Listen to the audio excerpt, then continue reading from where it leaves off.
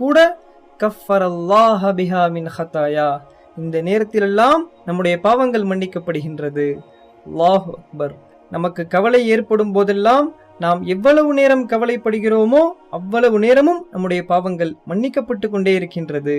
ஆனால் ஒரே ஒரு நிபந்தனை, நமக்கு கவலை ஏற்படும் பொழுது அந்த நேரத்தில் அல்லாஹ்வின் மீது நாம் தவறான எண்ணம் வைக்காமல், அல்லாஹ் என்ன இப்படி பண்ணிட்டானே, இப்படி ஆயிருச்சே என்றெல்லாம் புலம்பாமல் நாம் பொறுமையாக இருக்க வேண்டும்.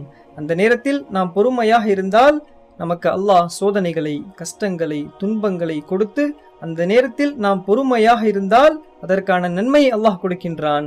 அல்லாஹ் நம்மை சோதித்து நாம் கவலையாக இருந்ததற்காக நம்முடைய பாவங்களையும் அல்லாஹ் மன்னிக்கின்றான்.